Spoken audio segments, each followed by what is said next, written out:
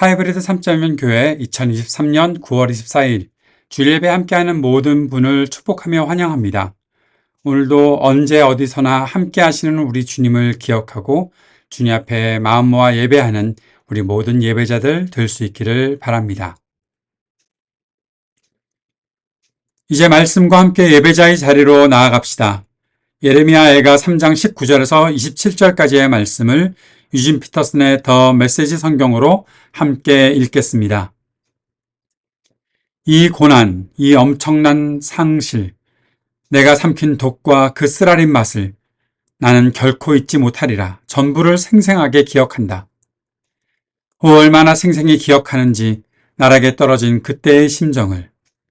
그러나 내가 기억하는 또 한 가지가 있으니 나 그것을 기억하며 희망을 붙든다. 하나님의 신실한 사랑은 다함이 없고 그분의 자애로운 사랑은 마르는 법이 없다. 그 사랑은 아침마다 다시 새롭게 창조된다. 주의 신실하심이 어찌 그리도 크신지. 거듭 말하노니 나 하나님을 붙들리라. 그분은 내가 가진 전부이시다. 열정을 품고 기다리는 사람, 열심으로 찾는 이는 하나님께서 반드시 선대하신다. 잠잠히 소망하며 하나님의 도우심을 바라는 그 사람은 복되다. 젊은 시절 고난을 겪고 끝까지 견디는 그 사람은 복되다. 주님께서 가르쳐 주신 기도를 함께 드리겠습니다. 하늘에 계신 우리 아버지여, 이름이 거룩히 여김을 받으시오며 나라가 임하시오며 뜻이 하늘에서 이루어진 것 같이 땅에서도 이루어지이다. 오늘 우리에게 일용할 양식을 주시옵고 우리가 우리에게 죄 지은 자를 사하여 준 것 같이 우리 죄를 사하여 주시옵고 우리를 시험에 들게 하지 마시옵고 다만 악에서 구하시옵소서. 나라와 권세와 영광이 아버지께 영원히 있사옵나이다. 아멘.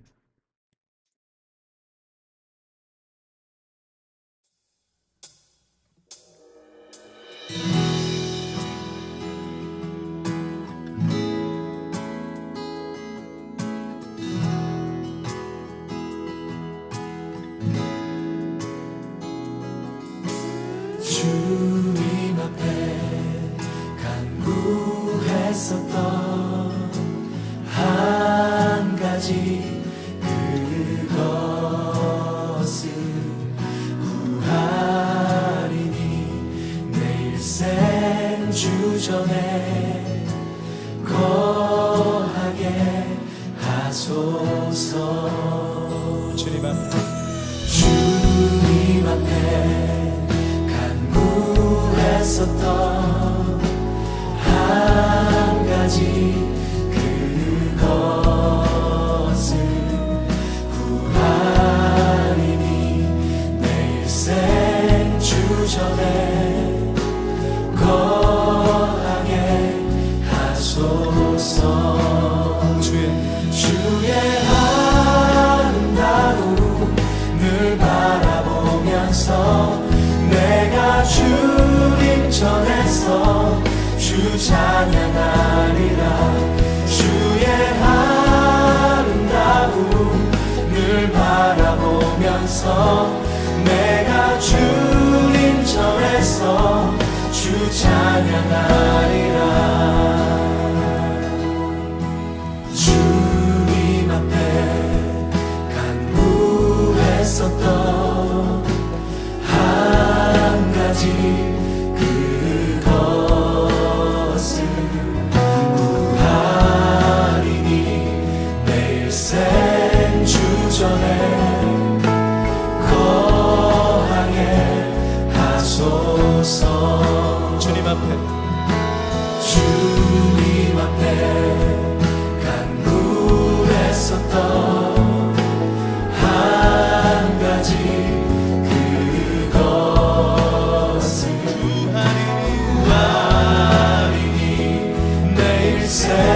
주전에 거하게 하소서. 주의 아름다움을 바라보면서 내가 주님 전에서 주 찬양하리라. 주의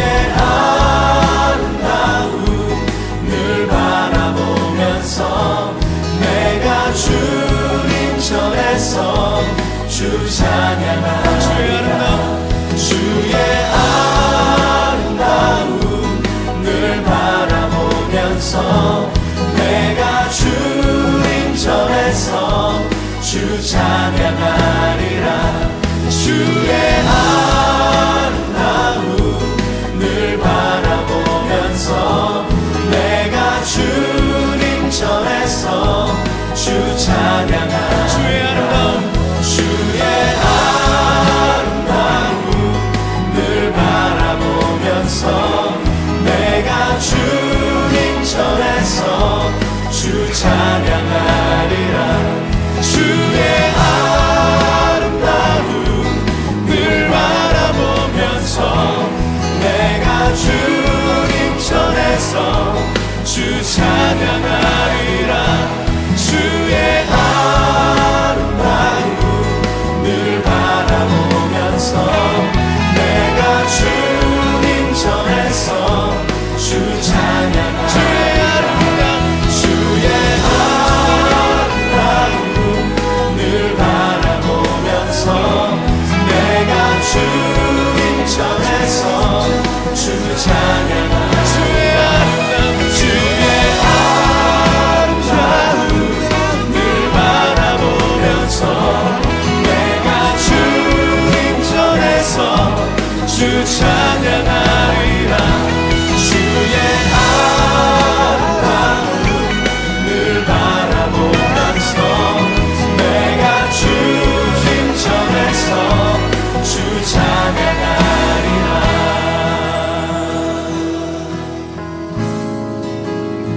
주의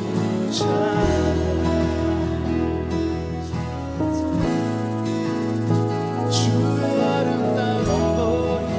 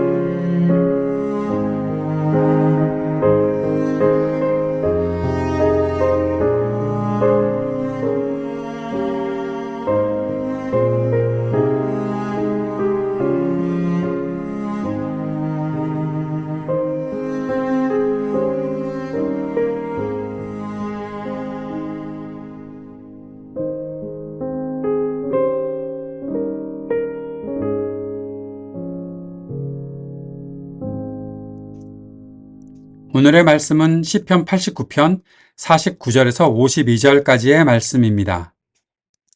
주님, 주님의 신실하심을 두고 다윗과 더불어 맹세하신 그 첫사랑은 지금 어디에 있습니까? 주님, 주님의 종들이 받은 치욕을 기억하여 주십시오. 뭇 민족이 안겨준 치욕이 내 가슴 속에 사무칩니다. 주님, 주님의 원수들은 주님이 기름 부어 세우신 왕을 깔보며 가는 곳마다 모욕합니다. 주님, 영원토록 찬송을 받으십시오. 아멘, 아멘. 지난 한 주간 우리는 시편 89편 말씀을 라이드 앤 딜라이트를 통해서도 계속해서 묵상했었습니다. 오늘 이 시편 89편 말씀을 정리하면서 오늘 본문과 연결시켜서 함께 우리가 생각하고 묵상해야 될 것이 어떤 것이 있는지 좀 더 깊이 살펴보는 시간을 가져보도록 하겠습니다. 이 시편 89편은 에스라 사람 에단의 시다. 그가 지은 맞쓰길, 즉 교훈적인 시다라고 말씀을 드렸었죠.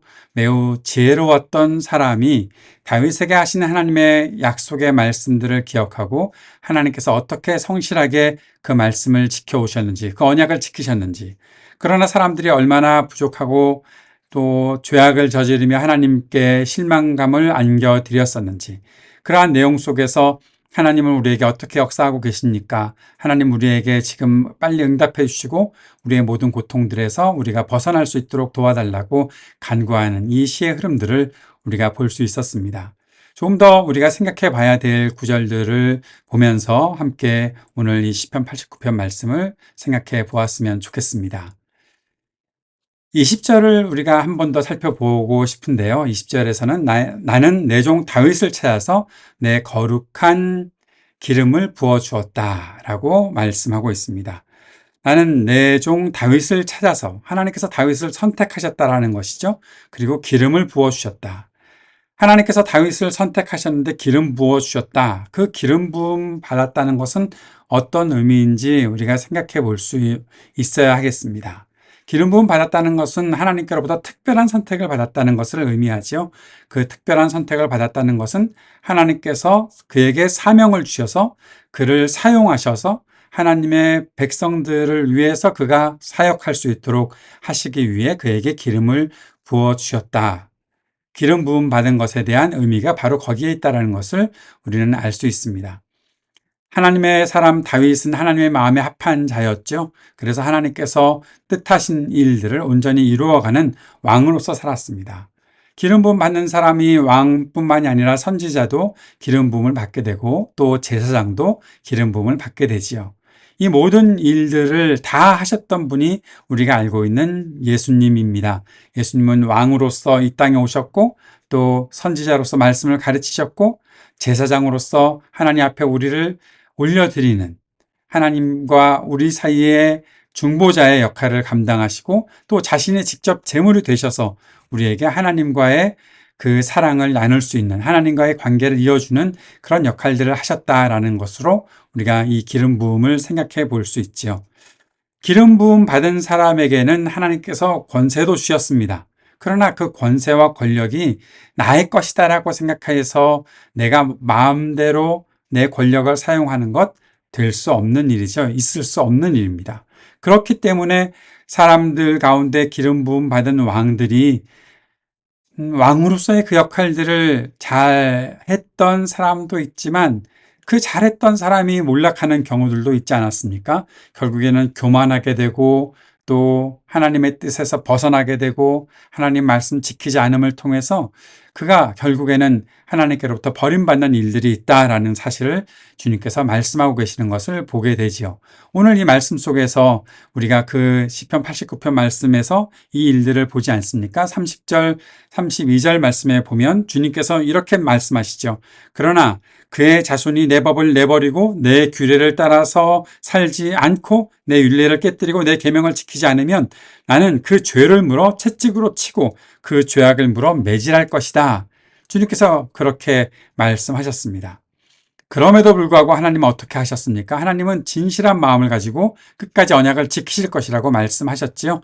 33절, 34절. 그러나 그에게 약속한 나의 진실함은 변하지 않을 것이며 나는 내 언약을 깨뜨리지 않으며 내 입으로 말한 것은 결코 번복하지 않는다.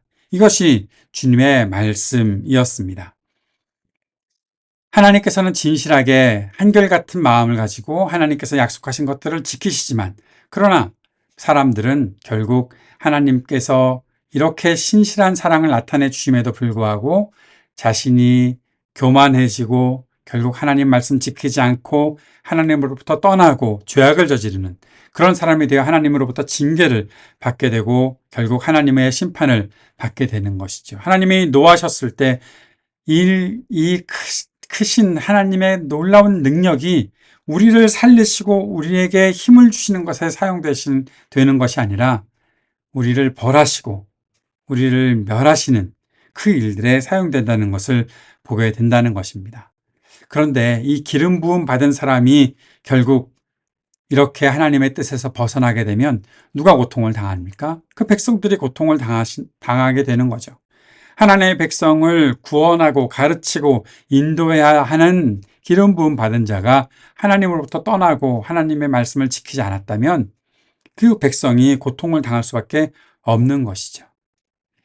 이 사실을 너무나 잘 알고 있는 이 지혜자였던 에단이 하나님의 진노를 알기에 하나님께 간구하며 하나님, 이 백성의 이 어려움을 제발 좀 고쳐주시고 회복시켜 주십시오라고 간구하고 있는 것입니다. 시인은 하나님께서 얼마나 무섭게 진노하시고 무섭게 심판하신지를 잘 알고 있었던 사람이죠. 47절에 이렇게 고백하고 있습니다. 내 인생이 얼마나 짧은지 기억해 주십시오. 주님께서 모든 인생을 얼마나 허무하게 창조하여 주셨는지를 기억해 주십시오. 인생을 허무하게 하나님께서 창조하셨다? 좀 말이 안 되는 것 같죠. 그런데 이게 충분히 말이 됩니다. 왜냐하면 지금 하나님으로부터 떠나 있기 때문에 인생이 허무하게 창조된 것과 다를 바 없다는 것입니다. 전도서 저자가, 전도서의 지혜자가 사람들을 가르칠 때 그렇게 말하죠. 해 아래에 있는 인생이 얼마나 허무한 인생인가? 해 아래에 있는 인생이 얼마나 허무한 인생인가? 왜 허무하다고 말합니까? 하나님과 상관이 없으니까. 전도서에서 해 아래에 있다라고 말하고 있는 것은 결국 하나님으로부터 떠나 있다는 것을 말하는 것이기 때문에 그렇습니다. 하나님 말씀에 순종하지 않고 하나님과 동행하지 않으면 그 삶은 허무한 것이 되어버리는 것입니다. 어떤 것에서도 의미를 찾을 수 없게 됩니다. 그것이 우리에게 다가오는 죄인의 결과라는 것입니다. 그런데 오늘 읽은 본문부터 시인의 간구가 무척 강렬해지는 것들을 보게 됩니다. 각 절마다 주님을 부르고 있는데요. 49절의 말씀을 보십시오. 주님, 주님의 신실하심을 두고 다윗과 더불어 맹세하신 그 첫사랑은 지금 어디에 있습니까? 주님의 첫사랑은 지금 어디에 있습니까? 주님을 부르는데 주님의 그 첫사랑 언약하셨지 않습니까? 한결같이 지키시겠다고 하지 않으셨습니까? 그런데 그 사랑 어디에 있습니까? 라고 따지고 있습니다. 50절에서는 주님, 주님의 종들이 받은 치욕을 기억하여 주십시오. 문 민족이 안겨준 치욕이 내 가슴 속에 사무칩니다. 주님의 사랑이 지금 어디에 있는지도 모르겠는데 지금 이 치욕이 내가 너무나 수치스러워서 도대체 이 치욕이 내 가슴에 사무치고 있습니다. 라고 그렇게 탄식하고 있습니다. 51절에서는 이렇게 말하지요. 주님, 주님의 원수들은 주님이 기름 부어 세우신 왕을 깔보며 가는 곳마다 모욕합니다. 라고 그렇게 말합니다. 이렇게 모욕을 당한다라고 하면서 주님을 부르고 있습니다. 탄식에 탄식을 더하고 있는 거죠. 어떠한 모욕도 참을 수 없다. 지금 기름 부음 받은 왕이 하나님의 진노를 사서 결국에는 온 백성이 고통을 당하고 있는데 이것들을 어떻게 참아내야 하겠습니까? 라고 말하고 있는 겁니다. 지혜자이기 때문에 이 사실을 너무나 잘 알고 이 결과들에 대해서도 알고 이것을 다 풀어줄 분이 바로 나의 하나님밖에 없다라는 사실을 잘 알고 있는 이 지혜자가 이렇게 주님께 탄식하고 있는 것입니다. 하나님의 뜻에서 벗어난 것이 얼마나 비참한 일인가 그것을 너무나 잘 알고 있는 것이죠. 그런데 이 51절까지 탄식을 하다가 52절에서 이 시가 끝납니다. 어떻게 끝나는지 한번 보십시오. 52절에 주님 영원토록 찬송을 받으십시오. 아멘, 아멘. 이것이 시편 89편의 마지막입니다. 지금 우리가 이렇게 고통당하고 있습니다. 그 사무치는 치욕이 우리 가운데 있습니다. 이렇게 고통을 당하고 있는데 어떻게 해야 합니까? 탄식하다가 주님 영원토록 찬송을 받으십시오. 아멘, 아멘. 그것도 아멘을 2번이나 하고 있습니다. 51절에서 분명히 시인이 말했던 것이 있잖아요. 주님의 원수들은 주님이 기름 부어 세우신 왕을 깔봅니다. 모욕합니다. 그런데 주님은 영원토록 찬송을 받으십시오. 아멘, 아멘. 저는 이렇게 끝나는 이 시를 보면서 이 시인이 정말 기분이 나쁜가? 하는 그런 생각도 하게 되었습니다. 바빴나? 너무 바빠서 더 쓸 것이 없으니까 에이, 찬송으로 끝, 결론을 이렇게 짓는 건가? 아니면 진짜 우린 이렇게 어려움 당하고 있는데 하나님 언제까지 침묵하실 겁니까? 알았습니다. 주님 찬송 받으십시오. 그렇게 하고 끝나는 건가? 그런 두 가지 생각을 하게 되었었습니다. 여러분 공감되십니까? 깊이 이 시를 묵상하면서 지난 한 주 동안 쭉 묵상을 해왔잖아요. 하나님이 얼마나 신실한 분이신가, 그리고 그 약속을 얼마나 신실하게 지키시는가. 그런데 이 사람들이 하나님 말씀 결국 떠나서 하나님께서 이 기름 부음 받은 자를 버리시고 이렇게 온 백성이 고통을 당하게 하셨는데, 주님, 이렇게 이 모욕들을 당하고 내가 수치를 당하고 있는데 주님 언제까지 침묵하실 겁니까? 그러다가 갑자기 주님을 찬송 받으십시오 하고 끝나니까, 아멘 아멘 해버리고 끝나니까 좀 마음이 이상한 거예요. 이렇게 끝날 수도 있나? 이렇게 시를 마무리해도 될까요? 이렇게 끝나도 될까요? 하나님을 향해서 빈정거리는 태도로 이 찬송의 고백을 한 것은 분명히 아니겠지요. 우리는 시인이 어떤 사람인지 잘 알잖아요. 시편에 물론 에단이 쓴 시는 이 시밖에 없을 텐데 다른 시인들과는 좀 비교가 되나? 이 사람이 지혜롭다고 그러더니 그 지혜가 너무 이 사람을 교만하게 만들었나? 별별 생각을 다 하게 되는데 그런 것은 아니었겠다라고 분명히 믿어야 하겠습니다. 왜냐하면 그렇게 하나님을 빈정거렸다면 이 시가 우리에게 맞쓰기로, 교훈으로 주어질 리가 없잖아요. 자, 그럼 다시 한번 생각을 해봅시다.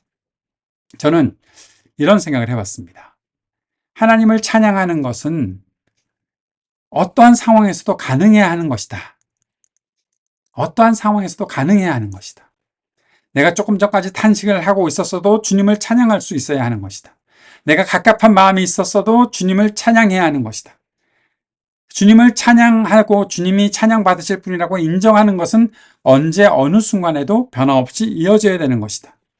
나에게 고통이 더 이상 회복될 수 있는 가능성이 없습니다. 하나님은 그래도 계속 침묵하고 계십니다. 기름 부음 받은 자는 몰락했습니다. 이 모든 것을 보면서 내가 뭐 해야 하겠습니까? 그런데 내가 해야 할 일은 하나 있습니다. 바로 주님을 찬양하는 것입니다. 주님은 찬양받으실 분입니다. 그렇게 주님을 인정하는 것입니다. 왜요?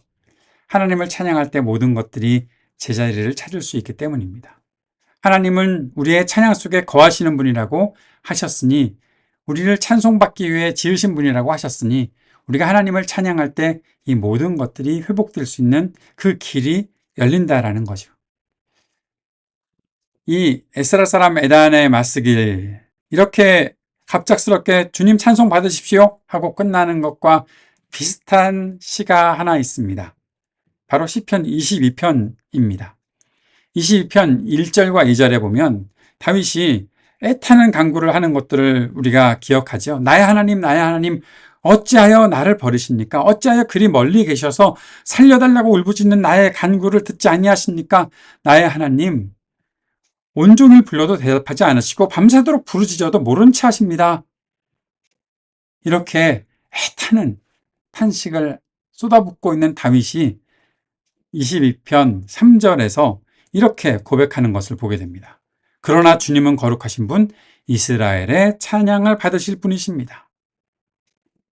어찌 보면 이 에단이 다윗과 약속하신 하나님을 향해서 찬양하고 하나님의 그 약속과 이 모든 일들을, 하나님의 역사들을 찬양하고 있었던 그 속에서 탄식하고 하는 그 모든 고백들을 주님께 올려드리다가 갑작스럽게 마무리, 주님 영원히 찬양 받으십시오 라고 하는 것이 그냥 시를 빨리 끝내버리자 라고 하는 것이 아니라, 이러한 흐름들을 타가고 있는 것이 결국 다윗으로부터 배운 그러한 믿음의 모습이 아닐까.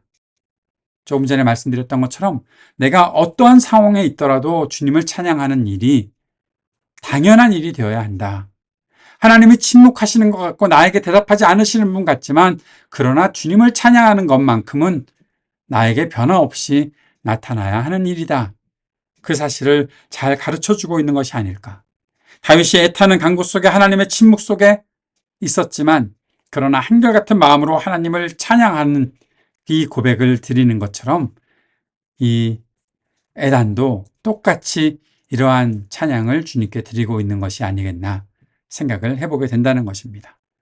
사랑하는 여러분, 세상에서 우리가 기대어 살던 모든 것들이 다 무너진다고 해도 하나님은 변함없이 우리를 지켜보는 분이심을 믿어야 합니다. 그러십니다. 분명히 그렇습니다. 지금 침묵하시는 하나님이신지 모르지만 하나님은 영원토록 침묵하시는 분이 아니시죠. 분명히 우리에게 말씀해 주십니다. 우리는 그 음성을 들을 수 있습니다. 말씀하실 것이기 때문에. 한결같은 하나님의 그 마음을 우리에게 다시 보여주실 것입니다. 그 사랑을 우리에게 나타내 주실 것입니다. 그래서 혹시 우리가 주님께 드릴 수 있는 찬양의 힘이 다 소진된다고 하더라도 하나님은 분명히 우리 입에서, 우리의 마음에서 주님을 찬양할 수 있는 힘을 다시 불어넣어 주시는 분이시다. 그 사실을 우리가 잊지 말아야 한다는 것입니다. 사랑하는 여러분, 한 가지만 더 생각합시다.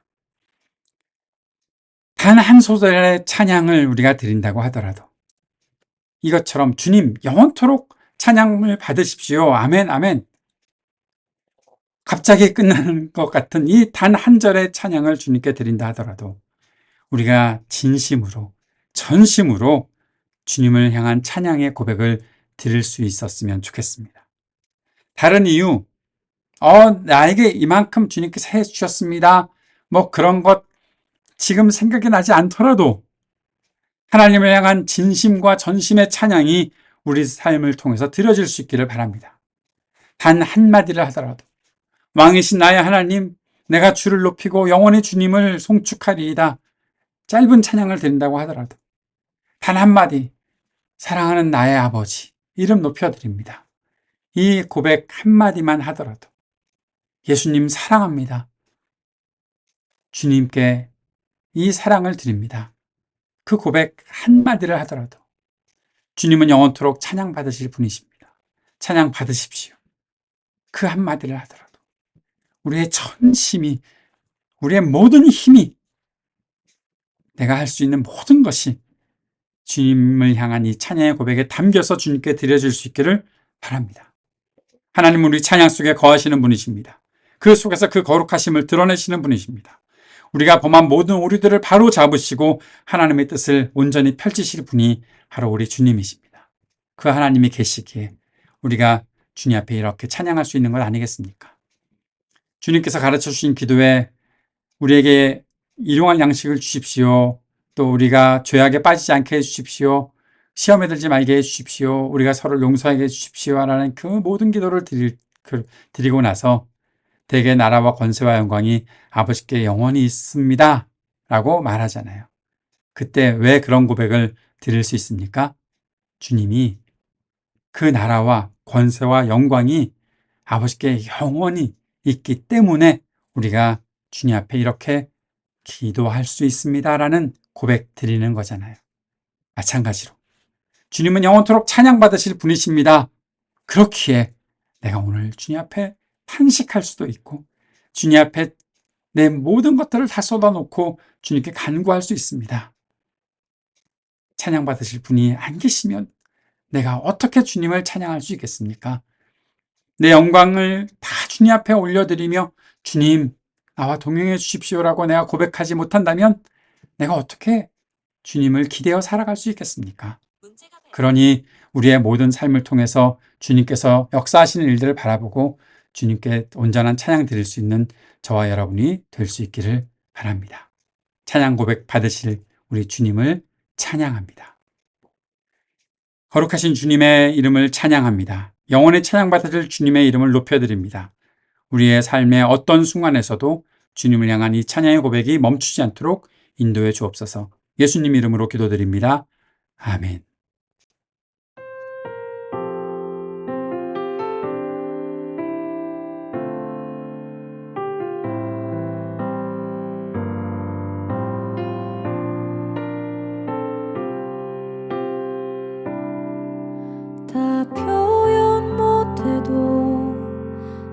표현하리라. 다 고백 못해도 나 고백하리라. 다 알 수 없어도 나 알아가리라. 다 닮지 못해도 나 닮아가리라. 다 표현 못해도 나 표현하리라. 다 고백 못해도 나 고백하리라. 다 알 수 없어도 나 알아가리라. 다 닮지 못해도 나 닮아가리라.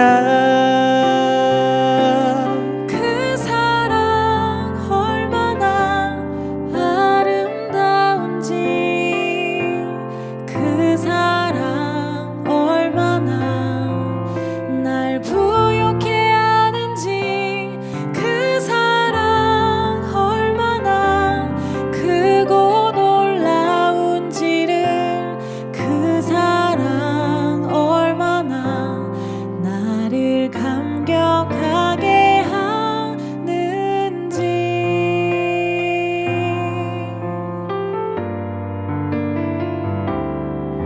다 표현 못해도 나 표현하리라. 다 고백 못해도 나 고백하리라. 다 알 수 없어도 나 알아가리라. 다 닮지 못해도 나 닮아가리라. 다 표현 못해도 나 표현하리라. 다 고백 못해도 나 고백하리라. 다 알 수 없어도 나 알아가리라. 다 닮지 못해도 나 닮아가리라. 그 사랑 얼마나 아름다운지, 그 사랑 얼마나 날 부욕해 하는지, 그 사랑 얼마나 크고 놀라운지를, 그 사랑 얼마나 나를 감격하게 하는지, 그 사랑 얼마나 아름다운지, 그 사랑 얼마나 날 부욕해 하는지, 그 사랑 얼마나 크고 놀라운지를, 그 사랑 얼마나 나를 감격하게 하는지.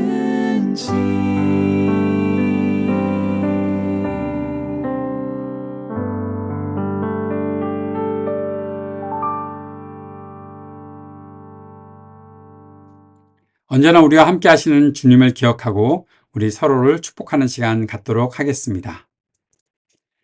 그리스도 우리 앞에 계셔서 우리를 늘 좁고 바른 길로 이끄소서. 그리스도 우리 곁에 계셔서 우리 손을 붙드시고 용기를 주소서. 그리스도 우리 아래에 계셔서 우리가 넘어질 때 받으시며 희망 잃지 않게 하소서. 그리스도 우리 위에 계셔서 우리 일상의 모든 순간을 거룩하게 하소서. 그리스도 우리 안에 계셔서 우리가 그리스도의 열매를 맺게 하소서. 성삼위 하나님 항상 우리와 함께 처음과 같이 지금도 그리고 영원히. 아멘. 오늘도 예배에 함께 하신 모든 분을 다시 한번 축복합니다. 한 주간도 주님의 은혜 안에서 주님께서 우리에게 허락하시는 힘과 그 놀라운 사랑을 의지하고 매 순간 주님께 찬양하며 살아가는 우리 모두가 될 수 있기를 바랍니다.